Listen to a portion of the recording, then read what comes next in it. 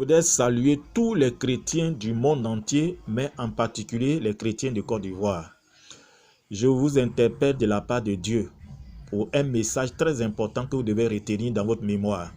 Dieu est en train de reprendre le monde là pour un monde nouveau de 1000 ans, selon l'Apocalypse 21 à 10.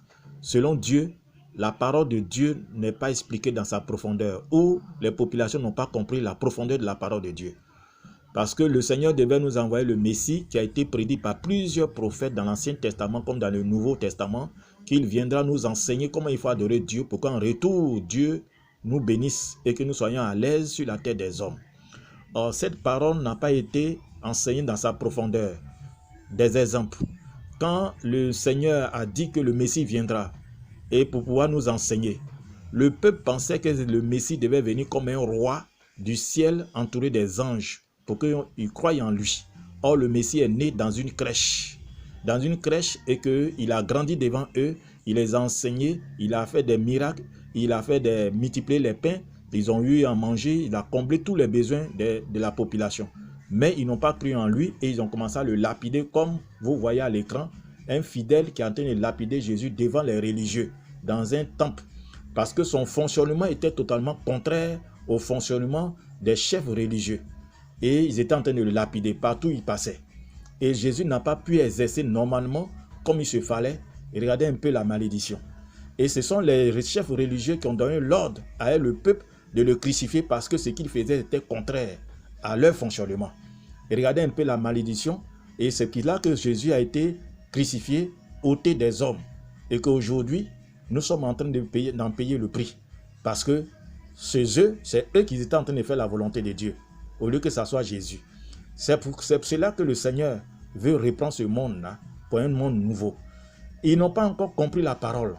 Comme le Seigneur déclare que si vous détruisez ce temple-là, je le construirai au 3e jour. Il parlait du temple de son corps. Or, la population pensait que c'était le temple que Salomon a construit pendant 40 ans. Ils étaient encore en déphasage avec cette parole. Et comme il disait encore à un docteur de la loi, Nicodème, il faut naître de nouveau pour pouvoir comprendre le mystère de la parole de Dieu. Nicodème, le docteur, pensait qu'il fallait retourner encore dans le ventre de sa mère pour naître de nouveau. Il n'avait pas compris.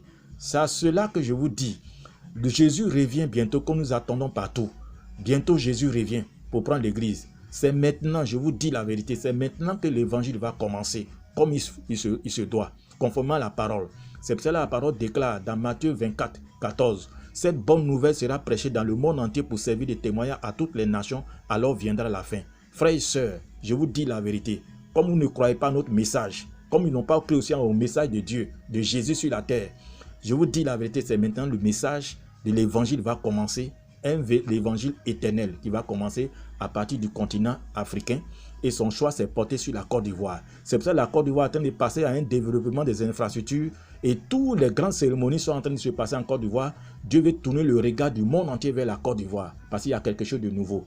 Tu as des biens, voitures, l'argent, des honneurs des hommes, c'est bien. Mais ce qui vient là sera plus puissant que ce que vous avez. Personne ne connaît sa fin. C'est pour cela que le Seigneur a déclaré la fin d'une chose vaut mieux que son commencement. Nous avons vu des présidents qui ont géré vraiment la nation, leur nation. Mais vers la fin, ils ont fait la prison. Des riches qui ont été riches, mais vers la fin, ils ont tout perdu dans les sadis ou bien dans les coups d'État. Personne ne connaît sa fin. Donc, vous ferez mieux de pouvoir vous rallier à la cause de Dieu parce qu'il veut faire de toutes les nations des disciples. Parce qu'il veut nous discipliner à travers sa parole. C'est sa parole qui peut nous discipliner. Pas réellement les prophéties, les miracles et tout ça. Donc, il veut donner ce modèle à partir de l'Afrique. Et son choix s'est porté sur la Côte d'Ivoire. C'est pour cela qu'il a dit que plusieurs des premiers seront les derniers et plusieurs des derniers seront les premiers. Frères et sœurs, il faut méditer là-dessus. Parce que nous allons tout laisser, tout ce que nous cherchons sur la terre pour rejoindre Dieu après. Mais ce qui vient sera plus puissant que ce que vous avez aujourd'hui. Il passe par nous pour vous interpeller. Tous, nous devons changer.